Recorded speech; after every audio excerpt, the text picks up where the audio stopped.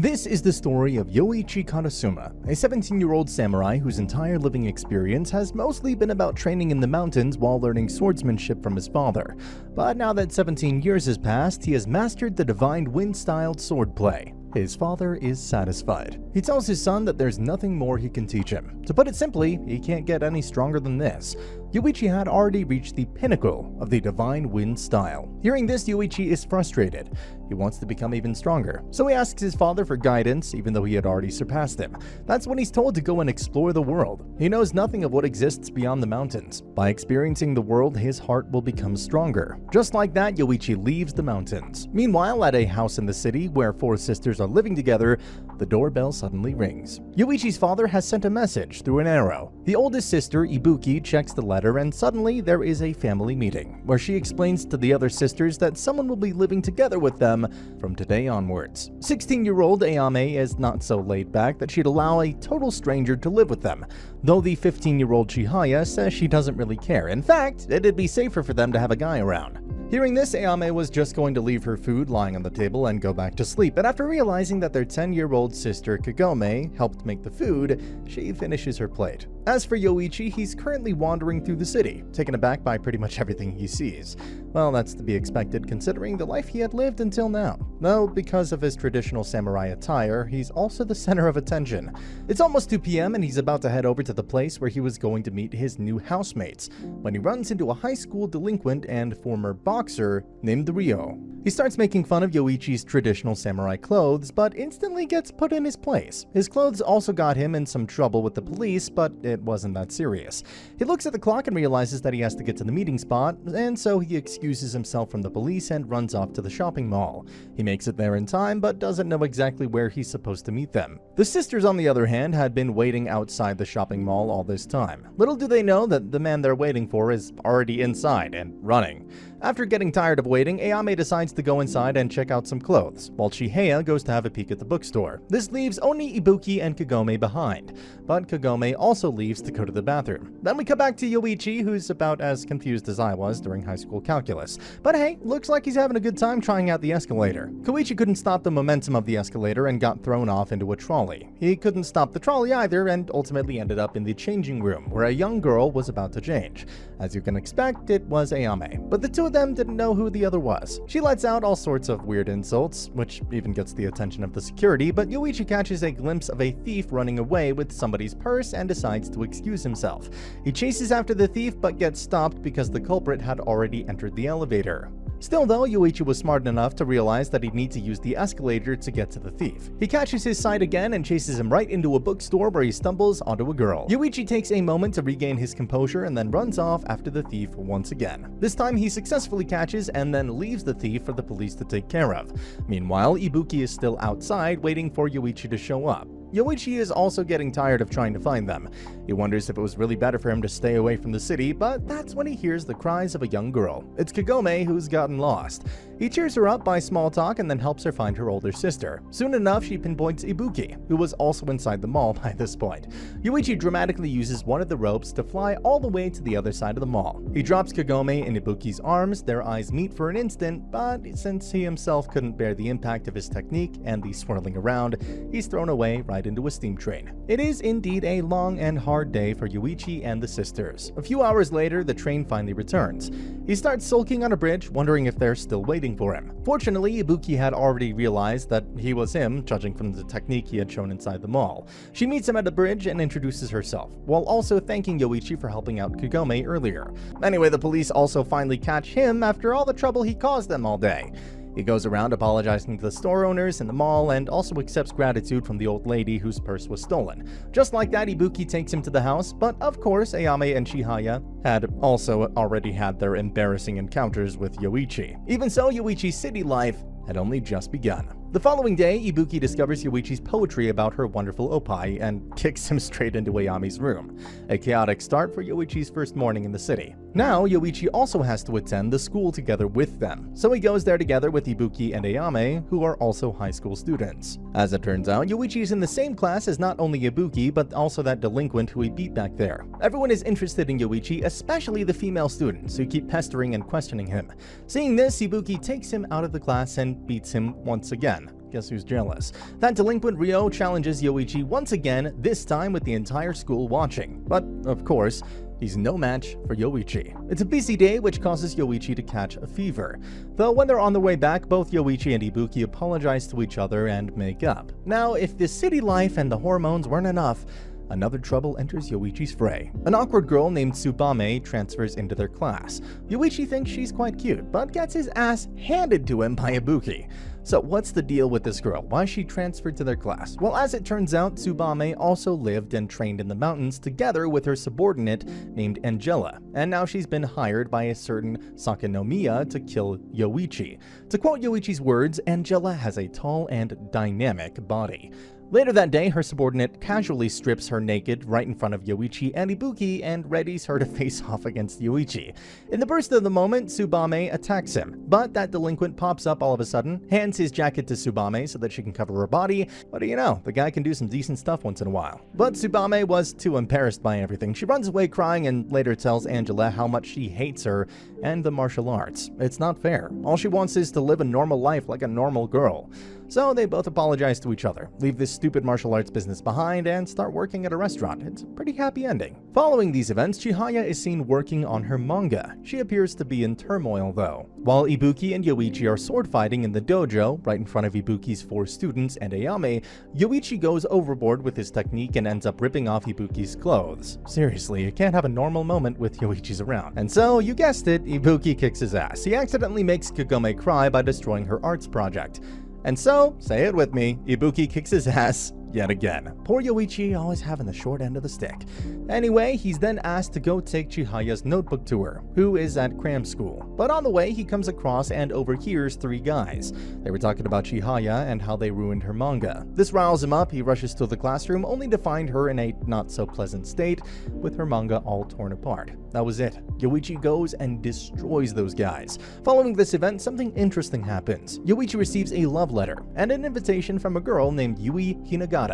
Though, just between you and me, she's also an assassin. Ibuki takes Yoichi to a date beforehand so that they can experience what it's like to be on a date with a girl. Together, they go to a toy shop and check out some plushies. Ayame, Chihaya, and Kagome couldn't just ignore this turn of events, so they were tailing them. Ibuki and Yoichi then go to a bowling alley. She even tries to hold his hand, but suddenly, Yoichi turns around. She trips, and they both end up in a fountain. Finally, the date ends with Yoichi thanking Ibuki and getting her that plushie as a gift. Ibuki is delighted, but since it wasn't a real date, she decides to go and get him a drink. The younger sisters are all still watching when Hinagata Yui decides to show herself in front of Yoichi. It's about their date, but Yoichi politely declines, which leads to a full-scale battle between them. But it ends with Yui running away after getting her clothes ruined. I'm sensing a theme here. As for Ibuki, she gets cornered by a couple of guys who are pestering her for going out with someone like Yoichi. The sisters and Yoichi all hear her scream, but when they get to the scene, Ibuki had already taken care of them both. The next day, Ibuki's chasing Yoichi so that she can beat his ass for looking at those naked female sculptures at their school, but on her way, she bumps into Ryo, who then ends up in the infirmary. The young man couldn't help but be enamored by Ibuki's charm. He starts daydreaming about how he decides to confess his love to her by putting a letter in her shoe locker. Ryo had the balls to act on his daydream, but he accidentally puts it in Yoichi's locker instead. Now Yoichi fails to properly interpret the letter and thinks that Ryo simply wants to learn martial arts at the dojo. Later, Ryo and his buddy go to the dojo. Ibuki greets them and makes Yoichi teach Ryo martial arts. Yoichi doesn't take this lightly and hits Ryo every time his attention wavers. To make things worse for Ryo, Ibuki makes him and Yoichi do 1,000 push-ups in front of the other students. Meanwhile, Chihaya had received money from her manga, and so she and Kagome decide to go buy some food and drink for their dojo's newcomer. When Yoichi and Ryo finally collapse at the 1,000th push-up, the two sisters return with dinner. Finally, there is a wholesome scene where Ibuki feeds Ryo and Ayame feeds Yoichi, since they're both unable to move their arms. And because this is an anime, then comes the long-awaited beach episode! Somehow, they luck out and win a lottery ticket for a trip to an empty beach. Once again, the Sakinomiya clan assigns assassins to kill Yoichi. This time, it's 2 brothers. They release a ferocious bird as the first attack, whose target is the girls, but Yoichi bumps the girls out of harm's way. When they all enter the sea, except Kagome, she decides to go to the nearby forest and falls into a cavern, but one of Ibuki's disciples named Masashi saves her. Everyone on the beach also gets worried and decides to look for them. Masashi and Kagome are currently inside that cavern. They rush towards an exit, but it leads them to a dangerous cliff. Masashi couldn't keep himself from falling. He tried to grab a tree branch, but the grip wasn't strong enough, and so he fell into the sea. The gang had discovered Kagome by this point, and so Yoichi takes a dive to go save Masashi. The two assassin brothers confront Yoichi on their surfboards, but get defeated. After this beach episode, we return to Ryo's confession. He might have failed once, but he's still determined to confess his love. He runs into Ayame at the store while trying to buy a drink. Since they had chosen the same one, it causes a silly argument. Anyway, when the day's training is finally done, Ryo fails to give his love letter once again. Ayame was trying to give Yoichi a towel, but she failed as well. Though after Ryo's letter falls out of his training attire, Ayume just so happens to pick it up. He notices it and tears the letter apart before she could read it, but the heat of the moment causes him to fall onto her. Though at this exact moment, Tsubame had come to deliver ramen at the dojo. She opens the door and sees Ryo above Ayame. The awkward girl couldn't handle the situation very well, so she drops the ramen and chooses to flee. Later, they're eating ramen when Yoichi casually states how Ryo is too mellow, even though the guy himself had single-handedly defeated the strongest high school gang around. Coincidentally, that same gang walks into the dojo and abducts Ayame. They then confront Ryo and reveal that if he doesn't oblige, they'll reveal sketchy photos of Ayame. Ryo lets them beat him up, but then destroys them inside out together with Yoichi. However, Ryo's daydreaming episodes haven't ended yet. He was daydreaming inside the dojo once again when Yoichi hit him. This causes Ryo to act on impulse and just run outside to shout his confession to Ibuki. The one who hears it is Ayame, and she thinks the confession was for her. If it wasn't awkward and embarrassing enough, Ayame and Ryo are then paired together for a sparring match. Then comes the festival. They were going to enjoy the festival in groups. Ryo and his buddy rigged the ballot, which was supposed to decide the groups for the festival. Ryo is together with Ayame, Ibuki, and Yoichi are in the other group, while Chihaya and Kagome are stuck with Ryo's buddy. They all enjoyed the festival, but the Sakinomiya clan was once again planning on killing Yoichi.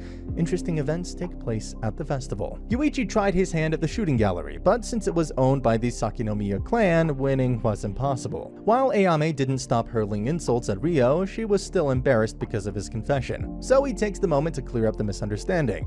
But then, he sees Yoichi and Ibuki walking together. The man makes his move, he leaves Yoichi with Ayame, while he himself joins Ibuki. Unfortunately, the person he thought was Ibuki turns out to be Tsubame, who was simply wearing a mask. So where was Ibuki during this festival? Well, she was trying to win the main prize, which was a free hot springs vacation. Sakon Sakinomiya helps her win the prize, but as it later turns out, the Sakinomiya clan actually tricked her into winning the trip to the hot springs, all because Sakon's brother, Ukyo Sakinomiya, has a crush on Ibuki. Following the festival, they go to the hot springs. Surprisingly, there aren't many other guests aside from them. When they're eating dinner together with the host complains about how it's the fault of the ghosts that they don't get many guests. Hearing this, Yoichi and Ibuki decide to help resolve the situation by exorcising the ghosts. Little did they know they had fallen for the enemy's plan.